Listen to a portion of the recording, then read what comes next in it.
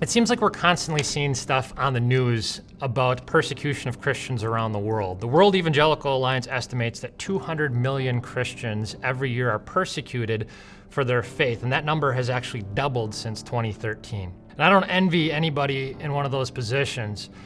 And yet, living in America presents sort of its own precarious nature to Christian life. And the reason I say that is because about 10 years ago, a Christian researcher by the name of George Barna, who researches all sorts of religious stuff, he wrote a book called The Seven Faith Tribes. And in that book, he said that everybody in our country can fit fairly nicely into one of 7 different categories. By far, the largest category was people who self-identified as Christians.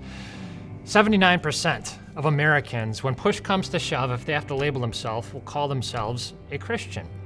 What Barna also found in that data, however, was kind of interesting in that only 18% of the people who were polled said that they would be willing to compromise their lives in any kind of significant ways because of their personal relationship with Jesus Christ.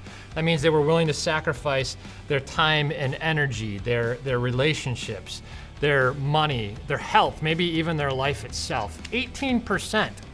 So when you push those two numbers together, the 79% who self-identify as Christian and the 18% who say they're willing to inconvenience their life because of their personal relationship with Jesus, you get 61%. That's the majority of our country. The average person in America is somebody who self-identifies as a Christian, calls himself a Christian, but isn't willing to inconvenience their life in any measurable way because of their attachment to Jesus Christ. Now, we can't do a whole lot about what goes on out there in the country. The only thing we can do is right here.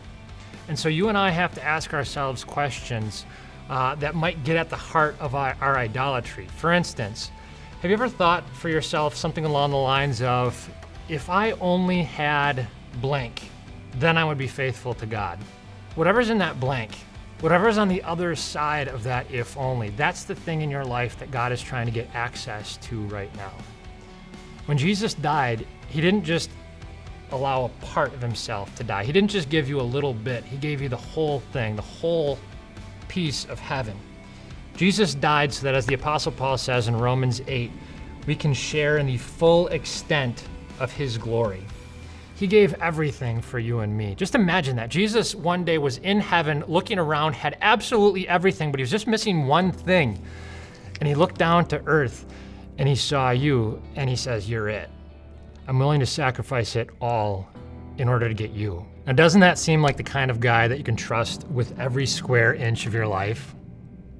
Do you want more videos like this sent directly to you in your email inbox? Just click on the link here in this post and we'll see you tomorrow.